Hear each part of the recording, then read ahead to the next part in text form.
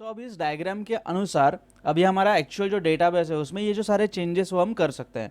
So let's get started. सबसे पहला जो टेबल हमें बनाना है उसका नाम है रोल्स का टेबल, जिसमें सिर्फ दो ही कॉलम्स है, आईडी और title. Let me just open.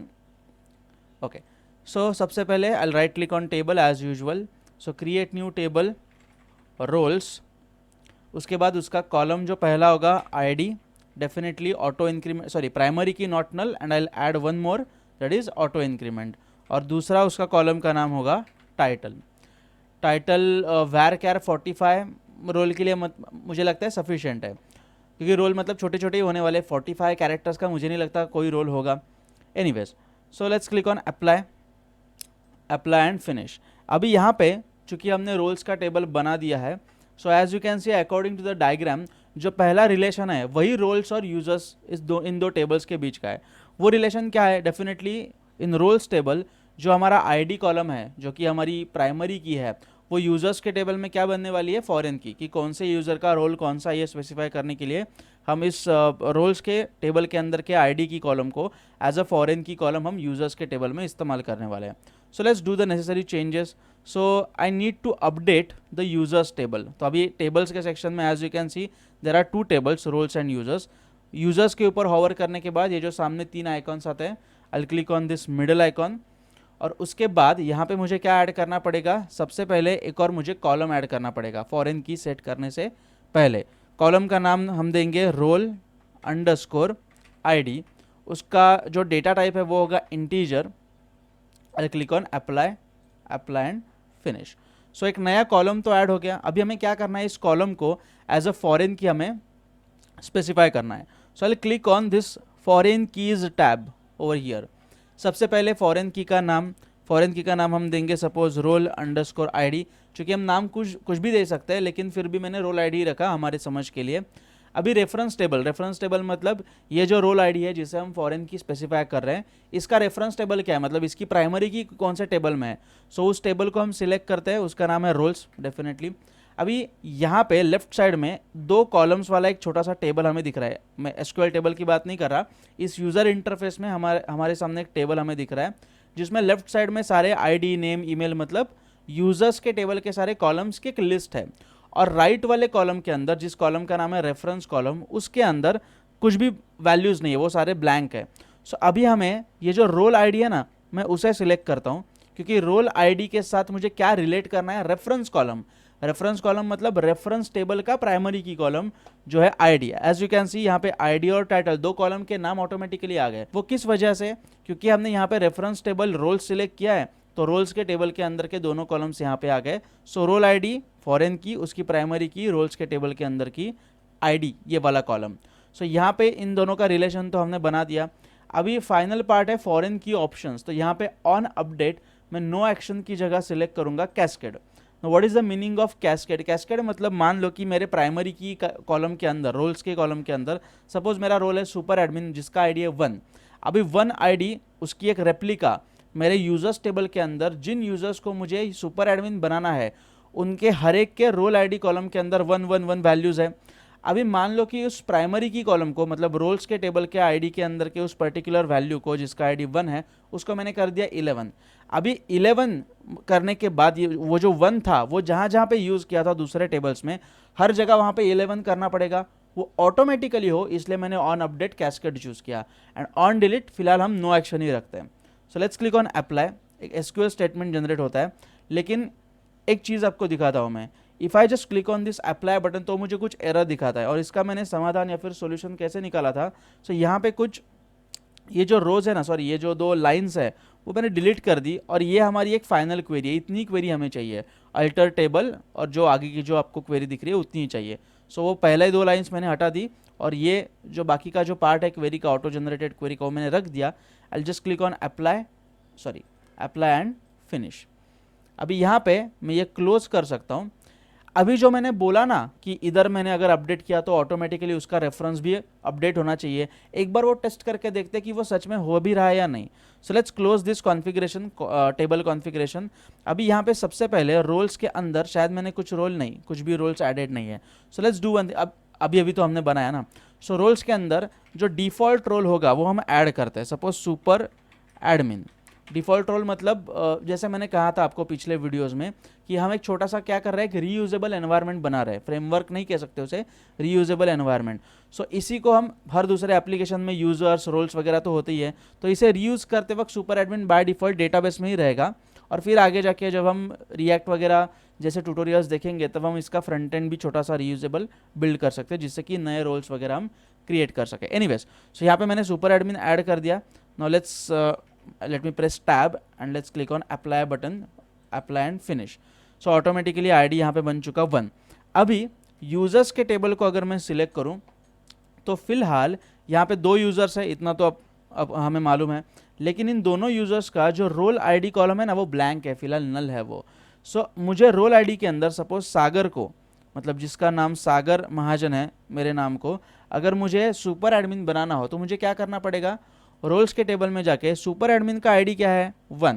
सो मैं यूजर्स के टेबल में रोल आईडी दूंगा यहाँ पे 1, ठीक है। I just click on apply, apply and finish. So 17 ID वाले यूजर का रोल आईडी है, let me just scroll, role ID है 1। इसका मतलब रोल्स के टेबल के अंदर जिसका आईडी 1 है वो हो गया सागर महाजन का रोल, सुपर एडमिन। हमें चेक क्या करना है, ऑन अपडेट कैस्केड होता है क्या। ऑन अपडेट मतलब मान लो अगर मुझे यहाँ पे सुपर एडमिन को 1 की जगह मुझे करना हो सपोज 11, तो मैंने 11 कर दिया, सपोज कुछ भी अपडेट कर दिया, and if I just click on apply button, apply and finish. अभी इसका क्या इफेक्ट होना चाहिए, इसका इफेक्ट ये होना चाहिए कि ये आईडी मैंने जिस किसी भी टेबल में इस्तेमाल किया है, और अगर मैंने उस टेबल को फॉरेन की कंस्ट्रेंट अप्लाई किया होगा और उसकी फॉरेन की और ये आईडी प्राइमरी की, इन दोनों के बीच में अगर मैंने रिलेशन मेंटेन किया होगा, तो ये अपडेटेड वैल्यू दूसरे टेबल के अंदर ऑटोमेटिकली यहाँ पे अपडेट होनी चाहिए। फिलहाल क्या है 1, मैं इस टेबल को एक बार रिफ्रेश करता हूँ, मतलब सिलेक्ट स्टार फ्रॉम टेबल की क्वेरी एक बार वापस एग्जीक्यूट करता हूँ, तो यहाँ का जो 1 है वो अपडेटेड वैल्यू वहाँ पे दिखनी चाहिए which is 11। So let's click on this execute query button, let me scroll horizontally, and as you can see roles के मतलब रोल आईडी के टेबल, रोल आईडी कॉलम के अंदर जहाँ पे 1 था वहाँ पे ऑटोमेटिकली 11 आ चुका है। इसका मतलब ऑन अपडेट कैस्केड ये हमारा वर्क करा है। अभी आगे बढ़ते हैं। रोल के अलावा दूसरा जो टेबल है हमारा उसका नाम है एंड पॉइंट्स। अभी एंड पॉइंट के टेबल के अंदर कॉलम कितने हैं, ID, and point name, that is just and point is a column name, और उसकी मेथड। हालांकि फिलहाल हम इस मेथड का उपयोग कहीं पे भी कर नहीं रहे। मेथड पोस्ट हो या गेट हो, पुट हो, हमारे डेटाबेस लॉजिक के अंदर उसका कहीं पे भी रिलेशन मेंटेन करने के लिए डेटाबेस लॉजिक के अंदर उसका कुछ क्या हम कह सकते हैं, उसका कुछ रोल नहीं है, मेथड का कुछ रोल नहीं है। लेकिन फिर भी मैंने वो लेके रखी है, आगे जाके शायद अगर मुझे कुछ डायनामिक चीज़ें हमें करनी हो तो it's okay to record every single what you can say possible parameter of that particular entity. So इसलिए मैंने मेथड लेके रखी है। So let's create endpoints table quickly. Again right click on tables, create table, endpoints, column name पहला डेफिनेटली आएगा हमारा ID, sorry IF हो गया ना, आईडी आएगा। उसके बाद प्राइमरी की नॉट नल, उसको ऑटोमेटिकली अप्लाई हो गया, मुझे सिर्फ सिलेक्ट करना है ऑटो इंक्रीमेंट। उसके बाद दूसरा जो कॉलम है वो है एंड पॉइंट, और तीसरा मेथड। सो एंड पॉइंट और मेथड, उसके डेटा टाइप देखते हैं अभी क्या हम दे सकते हैं, मेथड। अभी एंड पॉइंट का जो नाम रहेगा, एंड पॉइंट मतलब slash user, slash get all, slash product, slash delete and so on, as per the I mean requirement of the particular project. हम एंड पॉइंट्स जो बनाएंगे उनकी जो लेंथ रहेगी वो डेफिनेटली 45 के आगे भी जा सकती है, ऐसे मुझे अभी तो लग रहा है। हालांकि इतने बड़े एंड पॉइंट हम बनाते नहीं है, लेकिन क्या कहें, हो भी सकता है। So let's do one thing better कि एंड पॉइंट को मैं varchar 45 की जगह में लिखता हूँ, सपोज varchar 100, ठीक है। और मेथड को varchar एक्चुअली 45 की ज़रूरत नहीं है, क्योंकि get, put, post, patch, PATCH maximum 5 character वाला मेथड होगा हमारा। एक काम करते हैं ना, मैं यहाँ पे 15 या फिर 10 लेके रखते हैं, चलो 15 लेके रखते हैं, ठीक है। So ID endpoint method, I just click on apply button, apply and finish, ठीक है। अभी एंड पॉइंट के टेबल में सबसे पहले हम क्या करेंगे, इसे ओपन करता हूं मैं, मुझे देखना पड़ेगा एंड पॉइंट का रिलेशन कहाँ पे है। एंड पॉइंट का रिलेशन एक्सेसिबिलिटी टेबल के अंदर है, मतलब एग्जिस्टिंग टेबल्स के अंदर फिलहाल एंड पॉइंट का कोई रिलेशन है नहीं। एक काम करते हैं, हम एंड पॉइंट टेबल के अंदर कुछ हमारे पास पहले से अवेलेबल जो भी एंड पॉइंट्स है उसमें से कुछ एंड पॉइंट्स हम ऐड करके रखते हैं। So this are user model, user controller, और कंट्रोलर के अंदर कंट्रोलर के अंदर जो भी हमारे पास फिलहाल एंड पॉइंट है, suppose user slash get all, इसे एक ऐड करते हैं। सो ये हो गया हमारा एंड पॉइंट का नाम, उसकी मेथड डेफिनेटली है get. Similarly user slash add one, इसे भी मैं ऐड करता हूँ, मेथड विल बी पोस्ट, क्योंकि वही मेथड हमने यहाँ पे कोड के अंदर स्पेसिफाई करके रखी है। यूजर स्लैश अपडेट, इसे भी हम ऐड करते हैं, इसकी मेथड है डेफिनेटली पुट। ठीक है, आई गेस 3 एंड पॉइंट्स फिलहाल काफ़ी है हमारे लिए। सो let's click on apply button. मतलब फिलहाल तो इसका कोई इस्तेमाल नहीं है, जब हम एक्सेसिबिलिटी का टेबल बनाएंगे, ये तीसरा वाला तो उसके अंदर एंड पॉइंट आईडी लगने वाला है ना हमें, इसलिए मैंने पहले से ही 3 एंड पॉइंट जो अवेलेबल है हमारे पास वो ऐड करके रखे हैं। Anyways, now finally we can create the accessibility table. So again right click on tables, create table accessibility, और कॉलम नेम आईडी पहला डेफिनेटली जो होगा primary key, not null, auto increment. उसका दूसरा कॉलम नेम क्या है, एंड पॉइंट आईडी। ठीक है, so and point underscore ID.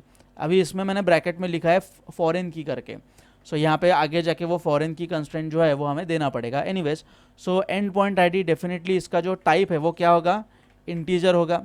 उसके बाद तीसरा और फाइनल कॉलम है रोल्स। अभी यहाँ पे एक बात ऐसी है कि जहाँ पे हम एक टेबल के प्राइमरी की आईडी का एज अ रेफरेंस किसी दूसरे टेबल में इस्तेमाल कर रहे हैं, तो दूसरे टेबल में उस कॉलम को हम बनाते हैं फॉरेन की।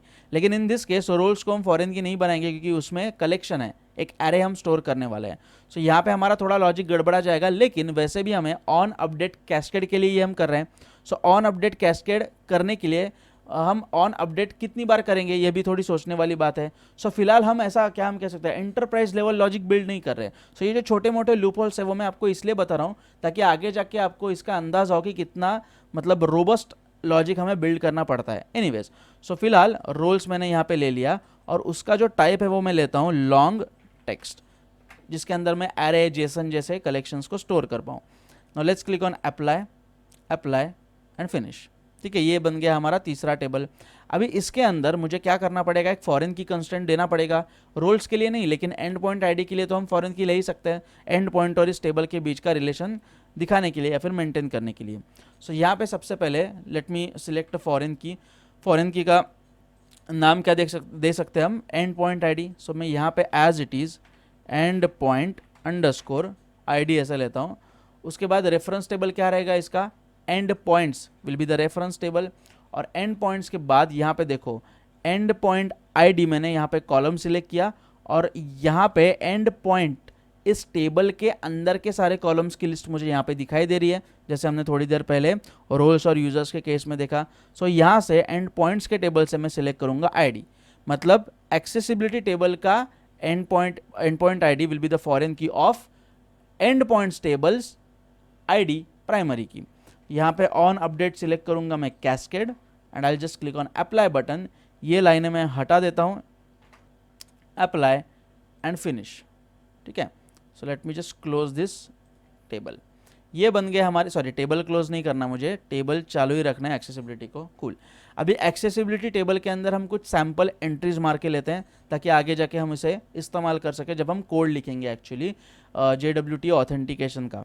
सो यहाँ पे एंड पॉइंट्स के टेबल के अंदर let's consider the first end point. What is the first end point, slash user slash get all. User ही है ना, मैंने कॉपी पेस्ट ही किया था, वैसे यूजर ही है। So slash user slash get all, उसका आईडी क्या है 1, तो मैं एक्सेसिबिलिटी टेबल के अंदर एंड पॉइंट आईडी मेंशन करूंगा 1। अभी कौन से ऐसे रोल्स है जिन रोल्स वाले यूजर्स ने मुझे ये पर्टिकुलर एंड पॉइंट एक्सेस करना चाहिए या फिर उन्हें एक्सेस करने की मुझे परमिशन देनी है। फिलहाल बात ऐसे है कि हमारे पास रोल कितने हैं, सिर्फ एक, सुपर एडमिन। सबसे पहले मैं उसका जो आईडी है वो वापस 1 कर देता हूँ, और 2-3 और भी नए रोल्स हम ऐड करके लेते हैं ताकि उन्हें हम इस्तेमाल कर सकें ज़रूरत के हिसाब से। सो सुपर एडमिन के अलावा मैं क्या कर सकता हूँ, चलो सपोज मैं लेता हूँ एक मॉडरेटर। चूँकि फिलहाल हम कोई भी प्रोजेक्ट नहीं बना रहे तो मैं बड़े ही जेनरिक से नाम दे रहा हूँ। सो मॉडरेटर, उसके बाद मैं देता हूँ एक यूज़र, चलो user, normal user. In case of e-learning, it can be a instructor or a learner. In case of a OTT platform, it can be a creator or a viewer or watcher, etc. So यहाँ पे 2 roles हमने नए बनाए। Let's click on apply and finish. अभी देखो यहाँ पे 12 और 13 नाम के दो आईडी जनरेट हो गए क्योंकि हमने सुपर एडमिन को 11 किया था ना। सो एक्चुअली उस हिसाब से यहाँ पे 12 और 13 आ गए। एनीवेज हमें कुछ फर्क नहीं पड़ता, यहाँ पे आईडी कुछ भी हो, इट्स जस्ट अ रेफरेंस। सो यहाँ पे एक्सेसिबिलिटी टेबल के अंदर मुझे एंड पॉइंट आई डी 1 मतलब यूजर स्लैश गेट ऑल, अभी सारे यूजर का सारा डेटा मुझे कौन से यूजर ने एक्सेस करना चाहिए। सो यहाँ पे फिलहाल हमारे पास कितने रोल है? 3। Definitely normal user should not be able to access the data related to all the users. मान लो कि मुझे सारे फेसबुक यूजर्स का डेटा एक्सेस करने की परमिशन है, ये नहीं चलेगा, लेकिन किसी सुपर एडमिन को वो एक्सेस करने की परमिशन चाहिए। क्यों? क्योंकि अगर मैंने किसी कस्टमर केयर को फ़ोन किया, सपोर्ट टिकट जनरेट किया, तो super admin should be able to see my data और any other users data. So मैं इसे यहाँ पे एक्सेसिबिलिटी टेबल के अंदर सुपर एडमिन को जो आईडी है वो मैं यहाँ पे देता हूँ रोल्स के अंदर, लेकिन वो ऐसे नहीं दूंगा मैं 1, मैं यहाँ पे स्क्वायर ब्रैकेट डालूंगा और 1 दूंगा। स्क्वायर ब्रैकेट मतलब एरे और कलेक्शन। सो वहाँ पे and point I D 1 user slash get all, इस एंड पॉइंट को मुझे सिर्फ और सिर्फ किधर गया रोल हमारा, सुपर एडमिन वाले यूजर्स ने ही एक्सेस करना चाहिए। Now let's consider the second end point user slash add 1। अभी उसका इस एंड पॉइंट का आईडी क्या है? प्राइमरी की आईडी 2। सो एक्सेसिबिलिटी टेबल के अंदर मैं यहाँ पे एंड पॉइंट आईडी मेंशन करता हूँ 2। अभी जिसका एंड पॉइंट आईडी 2 है user slash user slash add 1, इस पर्टिकुलर एपीआई को, इस पर्टिकुलर यूआरएल को मुझे किन रोल्स ने एक्सेस करने की परमिशन मुझे देनी है? सो सी एड 1 मतलब साइन अप। सो अगर मैं एक यूजर ही नहीं हूं, मतलब मैं सिस्टम के अंदर मौजूद ही नहीं हूं, तो मैं साइन अप कर सकता हूं, बराबर। और सुपर एडमिन भी कर सकता है, मॉडरेटर भी शायद कर सकता है। सो बेसिकली साइन अप के पेज के अलावा हम दूसरा कोई यूजर इंटरफेस ही नहीं देने वाले टू ऐड न्यू यूजर। सो इसके लिए हम क्या करते हैं? एक्सेसिबिलिटी टेबल के अंदर we can build a logic, our own logic. Let's keep the square brackets blank. Blank square bracket मतलब सबको इसके एक्सेस करने की परमिशन है। It's like products. अभी अमेजोन के ऊपर जब आप जाते हो तो प्रोडक्ट्स की लिस्ट, प्रोडक्ट कैटलॉग एक्सेस करने के लिए आपको लॉगिन करने की जरूरत नहीं पड़ती, सिर्फ परचेस करते वक्त आपको लॉगिन करने की जरूरत पड़ती है। वही सेम लॉजिक यहाँ पे कि कोई भी आओ और नया यूजर क्रिएट करो, कोई प्रॉब्लम नहीं है। Let's consider the third and point slash user slash update. अभी उसका आईडी क्या है? 3। अभी यहाँ पे मैं एंड पॉइंट आईडी कॉलम के अंदर 3 लिखता हूँ। अभी जिसका आईडी 3 है मतलब स्लैश यूजर स्लैश अपडेट, ऐसे कौन से रोल्स हैं जिन्हें मुझे अपडेट करवाने की, एक यूजर के डेटा को अपडेट करने की परमिशन देनी है? So definitely as a user मैं खुद का डेटा तो अपडेट कर ही सकता हूँ, हम खुद की यूजर प्रोफाइल तो अपडेट कर ही सकते हैं। सो 13 चाहिए। एक मॉडरेटर का काम ही ये होता है कि कुछ चेंजेस करना, अपडेट करना, ये वो, लेकिन डिलीट नहीं करना, ठीक है। अपडेट्स वो कर सकता है। सो मॉडरेटर को भी मुझे ये परमिशन देनी है। फॉर एग्जांपल मैंने कस्टमर केयर को फोन किया, I am not able to reset my password, so moderator can generate a temporary password for me and moderator can set that password as a temporary password. फिर वो मुझे बताएगा कि मैंने अभी 123 पासवर्ड मैंने सेट कर दिया है, कुछ सिस्टम में प्रॉब्लम था, अभी आप वापस चेक करो तो अभी आप पासवर्ड अपडेट कर पाओगे। इन शॉर्ट मॉडरेटर को भी हमारी इन्फॉर्मेशन अपडेट करने का क्या हमें परमिशन देना है और सुपर एडमिन को तो देना ही देना है। सो जो सारे आईडीज है 1, 12 एंड 13, ये सारे आईडीज मैं यहाँ पे मेंशन करूँगा। सो स्क्वायर ब्रैकेट के अंदर 1, 12 एंड 13। इस तरह से हमें एक्सेसिबिलिटी टेबल के अंदर हमने क्या किया, सारे एंड पॉइंट्स और उनके जो रोल्स है इन दोनों के बीच में ये क्या हुआ, अच्छा ओके ये इधर अंदर चला गया था। सो जो रोल्स और एंड पॉइंट्स है उनके बीच का रिलेशन हमने मेंटेन किया। अभी इसके बाद हम चालू कर सकते हैं JWT ऑथेंटिकेशन का एक्चुअल कोड बिल्ड करना, जिसके अंदर स्टेप नंबर 1 हमारी क्या होगी, यूज़र नेम और पासवर्ड भेज के क्या हम कह सकते हैं टोकन जनरेट करना। वो देखते हैं आगे के वीडियो में।